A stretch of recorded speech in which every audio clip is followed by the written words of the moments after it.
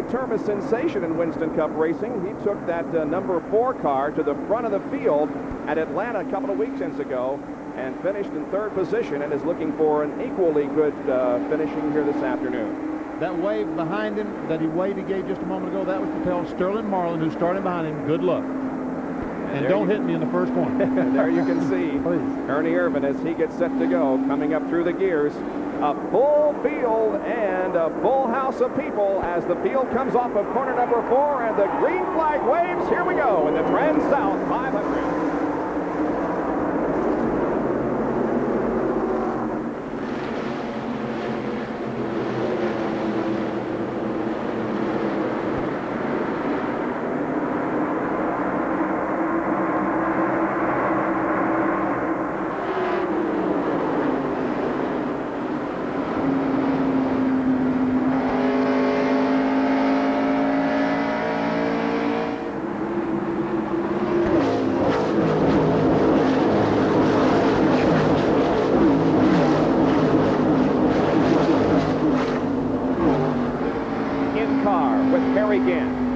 Camera mounted on the side of his helmet.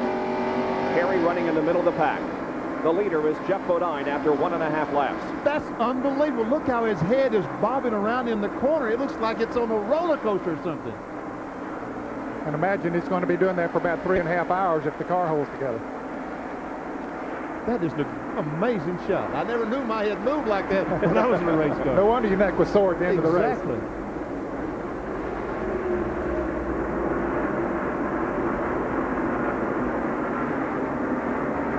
And now we'll go inside Dick Trickle's car, and you can see how much steadier it is. This camera is mounted in the car itself, not on the helmet of Harry Gant.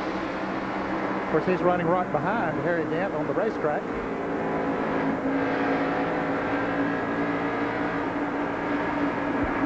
And looking back from the bumper cam on Harry Gant's car to Dick Trickle.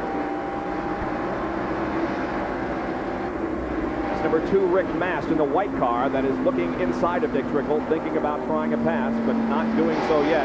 Now Trickle sneaking right up on the back bumper of Harry Gant. Trickle blew an engine in his qualifying run here. In fact, he had to shut it off before he got to the start-finish line. Still qualified 21st, but he thought that he had a chance at a record and maybe even the pole had the engine not blown on it. Lead continues to be held by Geoff Bodine. In second position is Ernie Irvan in a car slow down in the apron of the racetrack between turns 3 and 4. The yellow is out. Looks like Butch Miller in number 98 is going to be headed for pit road.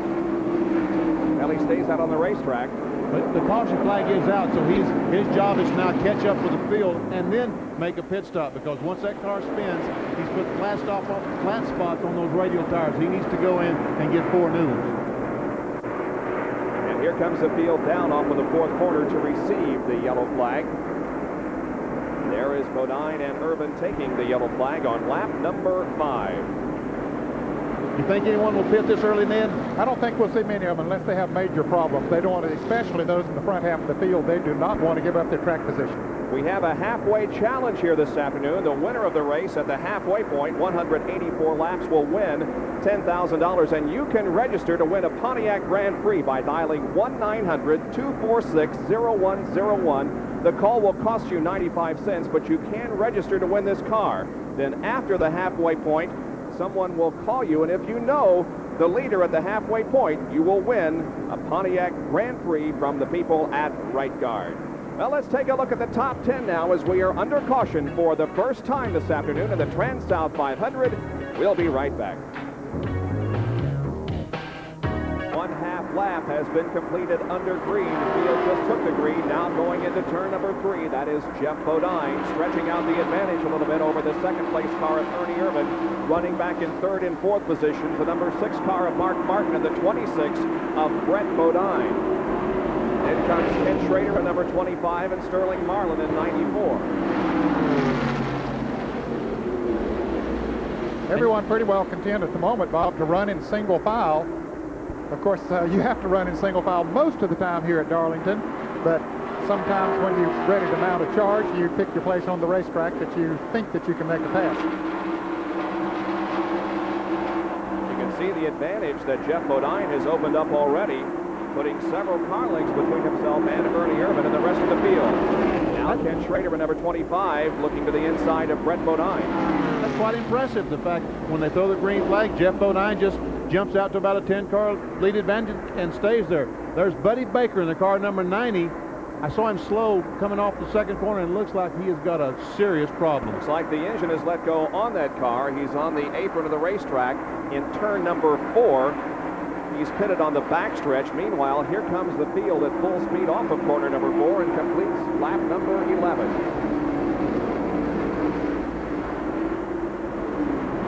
The cars are using Goodyear radial tires for the first time at this facility, and Goodyear is donating $1,000 to the Winston Cup Racing Wives Auxiliary in the name of today's pole sitter, Geoff Bodine. Now here's Ken Schrader again looking inside of Brett Bodine at the end of the backstretch.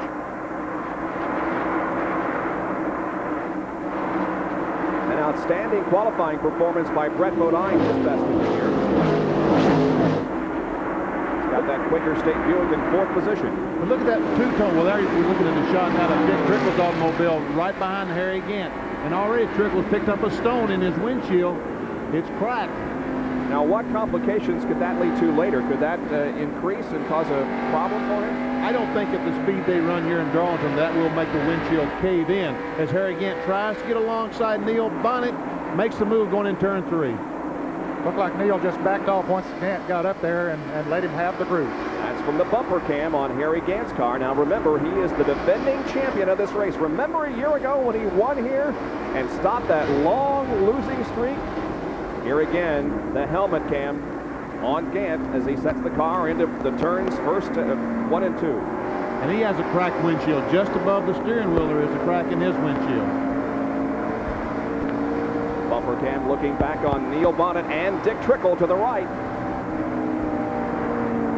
Trickle passing Neil Bonnet as Neil has lost 2 positions here in the last lap. We have had a caution already. It happened just a few laps ago, and this was the reason. Butch Miller. You can see he went into turn 3. The car got loose, and around he went, almost around. He got it gathered back in before it went completely around. Of course, the caution did come out. He came in, got 4 new tires, so he's back in the field.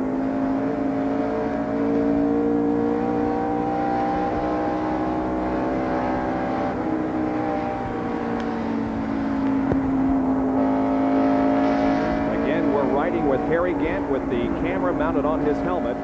And now let's go inside of Dick Trickle's car. Here it is, as Gant is right ahead of him now. And again, notice on the right side of the windshield, the little crack that's formed.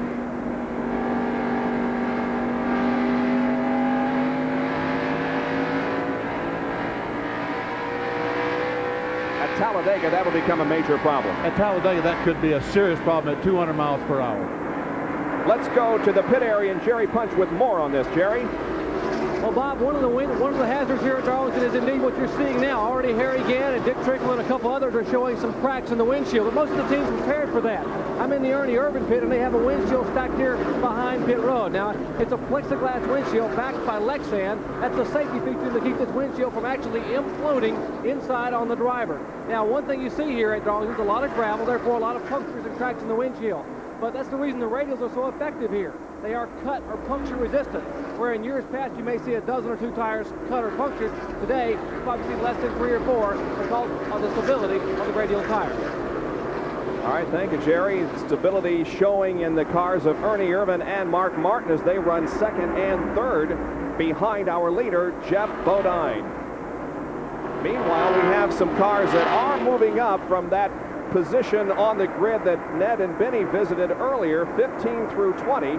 Here is the number 3 car of Dale Earnhardt, the winner of last year's Southern 500 here at Darlington, and the defending Winston Cup champion, Rusty Wallace, as they try to make their way through the field. I think everybody expected Dale Earnhardt to move up through the field, regardless of where he qualifies. You just automatically expect him to move up through the field. He started 15th and is now 10th, Dale Earnhardt. And here's Mark Martin trying to make a move on Ernie Irvin for 2nd position. He got the nose under Ernie. That's tough to say. Ernie Irvin coming off the 2nd corner, but not able to get back in the gas full throttle and make the pass. Mark Martin started 2nd, running 3rd on the field. Already being left is J.D. McDuffie, car number 70, the Rumpel Furniture entry.